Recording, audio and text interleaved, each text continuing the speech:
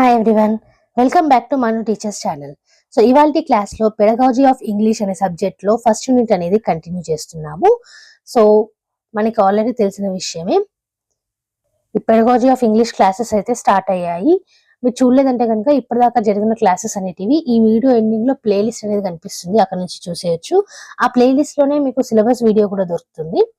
So ఇవాల్టి class లో అయితే AIIMS and objectives of teaching English అనే టాపిక్ ని స్టార్ట్ చేస్తున్నాము. దాంట్లో జనరల్ ఎయిమ్స్ అండ్ ఆబ్జెక్టివ్స్ చూస్తాం.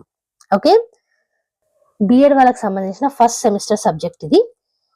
సో చూసుకున్నట్టయితే జనరల్ ఎయిమ్స్ అండ్ ఆబ్జెక్టివ్స్ లో ఫస్ట్ మనకి the learner should be able to use a variety of strategies like listening for gist, listening for specific information, listening for pleasure, etc. and make use of not only verbal but also non-verbal graphical contextual cues to understand the message, to know the speaker's point of view, to follow the line of argument, etc. so that they can respond appropriately orally or in writing as the need may be. So ఏమంటున్నారు ఇక్కడ మనకి general aims and objectives లో first point చూసుకున్నట్టయితే వినికిడి అనేది correct గా ఉండాలి. అది ఇన్ఫర్మేషన్ కానివ్వండి, ప్లెజర్ కోసం కానివ్వండి.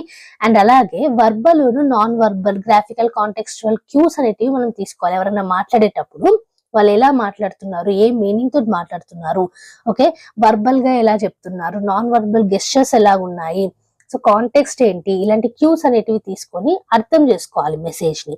అలా స్పీకర్ యొక్క పాయింట్ ఆఫ్ వ్యూ ని మనం అర్థం చేసుకుంటే, వాళ్ళ యొక్క లైన్ ఆఫ్ ఆర్గ్యుమెంట్ ని అర్థం చేసుకుంటేనే కరెక్ట్ గా అప్రాప్రియేట్ గా మనము ఓరల్ గా కానీ రిటర్న్ ఫామ్ లో కానీ ఇవ్వగలుగుతాం అనమాట response. Okay, the learner should be able to order and present facts, ideas and opinions effortlessly using language appropriate to the context, person, topic of the discourse while giving a lecture/talk or while participating in a debate/conversation, responding to what is viewed, read or listened to. So learner ఈ English నేర్చుకునేటప్పుడు ఏం objective ని gain చేయాలి అని అంటే, తన facts కానివ్వండి, ideas కానివ్వండి, ఎఫర్ట్లెస్ గా లాంగ్వేజ్ ని యూజ్ చేసి ప్రజెంట్ చేయగలగాలి, ప్రజెంట్ టాపిక్ మీద, కాంటెక్స్ట్ మీద. ఓకే, ఇది డిబేట్ లో కానివ్వండి, కాన్వర్సేషన్ లో కానివ్వండి, లేదా లెక్చర్ ఇచ్చేటప్పుడు కానివ్వండి. సో బేసికల్ గా మీరు ఏదైతే చూసారో, ఏదైతే చదివారో, ఏదైతే విన్నారో దాన్ని ఈజీగా ప్రజెంట్ చేసేలాగా ఉండాలన్నమాట. నెక్స్ట్ చూసుకున్నట్టయితే the learner should be able to construct meaning by reading critically, posing questions while reading, drawing inferences and relating the text with their previous knowledge/experiences. So వాళ్ళు ఏదైతే చదువుకున్నారో దానికి ఒక మీనింగ్ఫుల్ నాలెడ్జ్ అనేది కన్స్ట్రక్ట్ చేసుకోగలగాలి. అది reading ద్వారా మీరు చదువుకున్నా కానివ్వండి, లేదా డ్రాయింగ్ ఇన్ఫరెన్సెస్ ద్వారా కానివ్వండి, లేదా ప్రీవియస్ నాలెడ్జ్ అండ్ ఎక్స్పీరియన్సెస్ ద్వారా మీరు రిలేటింగ్ చేసుకొని కానివ్వండి, టెక్స్ట్ రిలేట్ చేస్తూ కానివ్వండి. Okay, they should be able to select suitable reading strategy and adjust their reading speed and comprehension level to what they read, bearing in mind the purpose of their reading. So వాళ్ళు ఏదైతే చదువుకున్నారో, okay, ఆ చదువుకోవడం కూడా ఒక strategy ప్రకారంగా, and అలాగే చదివే speed అనేది అడ్జస్ట్ చేస్తూ, కాంప్రహెన్షన్ లెవెల్ అనేది అడ్జస్ట్ చేస్తూ ఇలా చదువుకోవాలి. ఓకే, అది కూడా మైండ్ లో పెట్టుకొని చదువుకోవాలి ఎందుకు చదువుతున్నారు అనేసి. ఓకే, ద రీడింగ్ స్కిల్ అనేది ఇంప్రూవ్ అవుతుంది. They should be able to read different genre of language text as per their level, such as story narrative, description, rhymes poems, letter, diary, notice message, poster, play, biography, etcetera. So reading స్కిల్లో మనకు different types of readings అనేటివి ఉంటాయి. So story లాగా కానివ్వండి, description చదవడము, లేదా rhymes and poems ని చదవడము, లేదా లెటర్, డైరీ, నోటీస్ లేదా మెసేజ్, లేదా పోస్టర్, ప్లే, బయోగ్రఫీని పఠనం చేయడం. సో ఇవన్నీ కూడా రీడింగ్ స్కిల్స్ లోకి వస్తాయి. ఇవన్నీ చదవగలిగేలాగా ఉండాలి. ఓకే, ఇంగ్లీష్ లాంగ్వేజ్ నేర్చుకునేటప్పుడు అది one of the objective. The learner should be able to respond in writing to what is viewed, read or listened to by organizing their thoughts coherently using a variety of cohesive devices such as linkers and lexical repetitions with a sense of audience and purpose. So reading ఎలా అయితే respond అవుతున్నారో అలాగే writing కి కూడా respond అయ్యేలాగా ఉండాలి. Okay, వాళ్ళు ఏదైతే చదివారో, ఏదైతే చూసారో, ఏదైతే విన్నారో దాని ప్రకారంగా రెస్పాన్స్ అనేది రైటింగ్ లో కరెక్ట్ గా ఇచ్చేలాగా ఉండాలి. ఓకే, కొన్ని కొహెసివ్ డివైజెస్ ని యూజ్ చేయొచ్చు దాంట్లో, అది లింకర్స్ లాగా కానివ్వండి, లెక్సికల్ రిపిటేషన్స్ కానివ్వండి. ఆడియన్స్ సెన్స్ ఆఫ్ వ్యూలో ఆడియన్స్ పర్పస్ ఏంటి అనేది తెలుసుకునేలాగా ఉండాలి. Okay, the learner should be able to understand and use various words and idiomatic expressions as they listen to read, speak or write while performing various tasks involving in English language. So learner ki ఈ మొత్తం expressions అనేటివి అర్థం కావాలన్నమాట. Various words ఏంటి అనేది కూడా అర్థం కావాలి. ఓకే, ఎందుకు అనంటే వాళ్ళు చదువుతున్నారు, నేర్చుకుంటున్నారు, మాట్లాడుతున్నారు, రాస్తున్నారు లాంగ్వేజ్ ని. డిఫరెంట్ టాస్క్స్ అనేటివి ఇన్వాల్వ్ చేసుకుంటారు ఇంగ్లీష్ లాంగ్వేజ్ లో. దాంతో పాటుగా ఆ అన్ని స్కిల్స్ ని కూడా అర్థం చేసుకోవాలి, దాంట్లో ఉన్న వేరియస్ వర్డ్స్ ని అర్థం చేసుకోవాలి, ఎక్స్ప్రెషన్స్ ని అర్థం చేసుకోవాలి. Okay, the learner should be able to appreciate the beauty of a literary piece by developing an awareness of literary devices like figurative language, figures of speech, imagery, allegory and symbolism. So ప్రతి ఒక్క language కి ఒక aesthetic అనేది ఉంటుంది, beauty of the language. దాన్ని అర్థం చేసుకునేలాగా ఉండాలి, అప్రిషియేట్ చేసేలాగా ఉండాలి. ఓకే, అది కూడా one of the objective. Figures of speech కానివ్వండి, ఇమేజరీ కానివ్వండి, సింబాలిజం కానివ్వండి, ఇవన్నీ కూడా ఇంగ్లీష్ లాంగ్వేజ్ యొక్క బ్యూటీ. సో దాన్ని అప్రిషియేట్ చేసేలాగా ఉండాలి. నెక్స్ట్ చూసుకుంటే they should be able to make informed aesthetic judgements and demonstrate and understanding of artistic expression through analysis.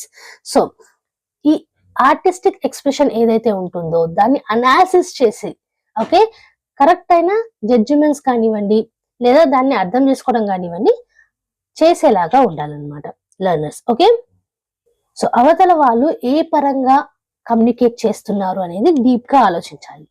The students in a position to have sensitivity towards surroundings, people and nation and to familiarize them with our rich culture, heritage and aspects of our contemporary life. So మనకు already తెలుసు ఇండియాలో different cultures అనేటివి ఉన్నాయి, heritage అనేది ఉంది.